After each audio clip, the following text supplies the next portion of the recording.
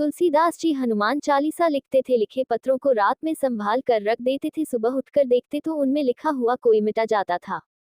तुलसीदास जी ने हनुमान जी की आराधना की। हनुमान जी प्रकट हुए। तुलसीदास ने बताया कि मैं हनुमान चालीसा लिखता हूँ तो रात में कोई मिटा जाता है। हनुमान जी बोले, वह तो मैं ही मिटा जाता हूँ।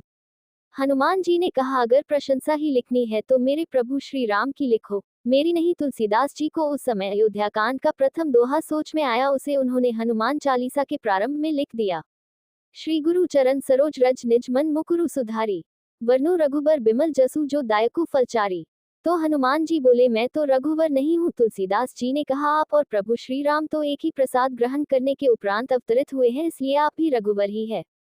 तुलसीदास ने याद दिलाया कि ब्रह्मलोक में सुवर्चला नाम की एक अप्सरा रहती थी, जो एक बार ब्रह्मा जी पर मोहित हो गई थी, जिससे क्रुद्ध होकर ब्रह्मा जी ने उसे गिद्धी होने का श्राप दिया था। वह रोने लगी तो ब्रह्मा जी को दया आ गई। उन्होंने कहा, राजा दशरथ के पुत्र, यज्ञ में हवि के रूप में जो प्रसाद तीनों रानियों में वितरित होगा, तू कैकेयी का भाग लेकर उड़ जाएगी। मां अंजना भगवान शिव से हाथ फैलाकर पुत्र कामना कर रही थी, उन्हीं हाथों में वह प्रसाद गिरा दिया था जिससे आप अवतरित हुए। प्रभु श्री राम ने तो स्वयं आपको अपना भाई कहा है, तुम मम प्रिय भरत ही सम भाई। तुलसीदास ने एक और तर्क दिया कि जब आप मां जानकी की खोज में अशोक वाटिका गए थे तो मां जानकी ने आपको अपना पुत्र बनाया था। अजर अमर गुणनिधि सुत होहु, करहु बहुत रघुनायक छोहु। जब मां जानकी की खोज करके वापस आए थे तो प्रभु श्री राम ने स्वयं आपको अपना पुत्र बना लिया था। सुनु सुत तो ही उरिन में नहीं, देखे करी विचार मन माही। इसलिए आप भी रघुवर हुए। तुलसीदास का ये तर्क सुनकर हनुमान जी अंतर्ध्यान हो। संसार में बहुधा ये बात कही और सुनी जाती है कि व्यक्ति को ज्यादा सीधा और सरल नहीं होना चाहिए। सीधे और सरल व्यक्ति का हर कोई फायदा उठाता है।